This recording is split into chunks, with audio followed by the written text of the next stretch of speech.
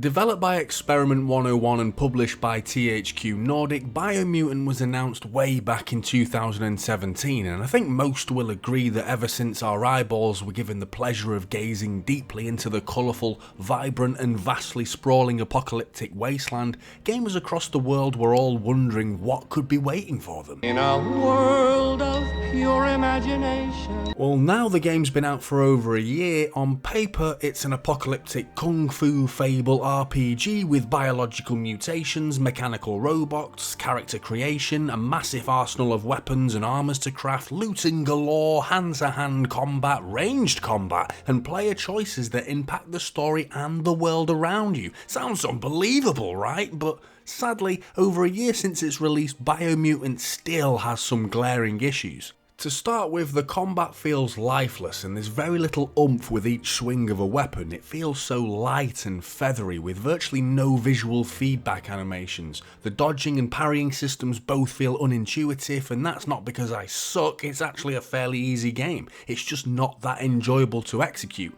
The camera can be a disaster in tighter spaces, and all too often button bashing feels like a viable tactic even on hard. There's multiple combat styles on offer, one hand slash, two hand slash and crush just to name a few, and again these are all just visual changes from one another because there's a moveset within each category and they all have duplicated button sequences, so they don't feel any different from one another. The animation is all that differs. Then there's the performance, monster drops in the frame rate, micro stuttering when the frame rate is smooth, and some pretty ugly texture popping too. I was hoping a year later the updates would have fixed these issues, but sadly not. If you're not a frame rate snob like me, then you can just ignore this, but I know there's plenty of peeps that will be bothered by this, so it's worth mentioning. It feels like the devs have completely focused on the world and cramming in as much visual eye candy as possible, while disregarding the key ingredients for a game that, it just feels good to play. I found interacting with the world's environment, looting boxes, platforming from ledge to ledge, hopping on your mount, galloping around the world, and even solving the childlike puzzles all feels simplistic, clunky, and a little bit hollow. I feel like I'm dying inside.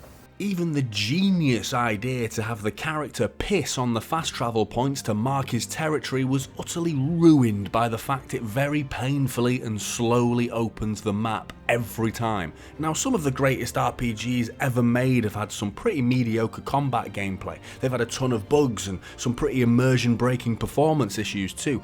They make up for it with character design, voice acting, and an engrossing story with impactful choices that add huge variety to the plotline while adding hours and hours of replayability. Again, in Biomutant, it feels like the boxes have been ticked, because technically they have, but without truly gripping my imagination into believing the choices with deep and meaningful moral dilemmas. It's actively a 50-50 game, black and white, good versus evil, or in this case, light versus dark, which is the karma system called Aura. This system has a 50-50 effect on the plotline, such as whether you can unlock certain items at that point, but you can still unlock them later and even build up both sides of the aura system eventually too. Without spoiling too much, the tribes in the game can be sided with, but the impact of siding with any of them is minimal in the long run and only really affecting who's hostile and what can be unlocked in the short run. I was planning on approaching the tribe leaders like some cunning, sly bastard mastermind, but they weren't having any of it. I'm gonna play both sides. Why would you tell me that? Should I not have? Probably shouldn't, because if you're trying to keep a secret from me, well, now I know.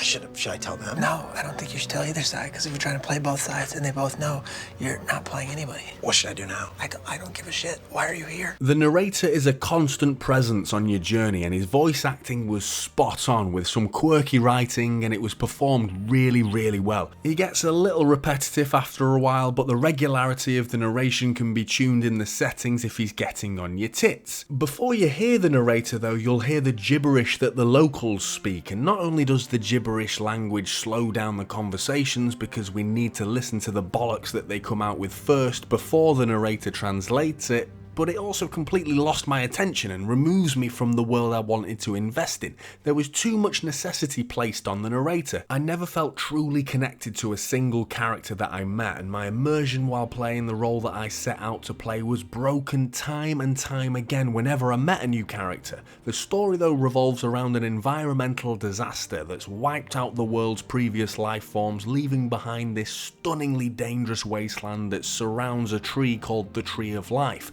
This tree is being threatened by the darkness in these monstrous beasts known as the World Eaters, which are the main bosses in the game. Now in theory I'm all behind the save the planet message, but in practice it's a fairly basic childlike bedtime story plotline, and after opting for the light side in my first playthrough, I decided to play the dark side on my second playthrough because playing the light side just gave me this overwhelming hatred for this utterly boring tree. Fuck off!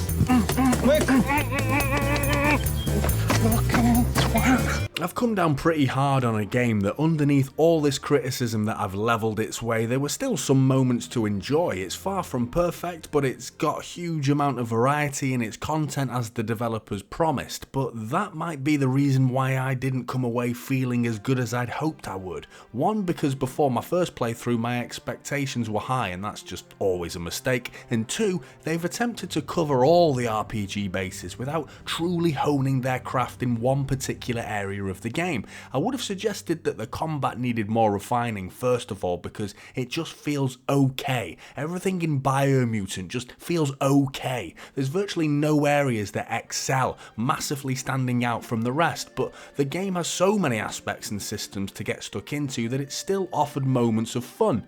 The exploration is probably Biomutant's strongest point ultimately, with so many half knocked down buildings to ransack, caves, crevices, underground sewers and passages behind secret walls to explore.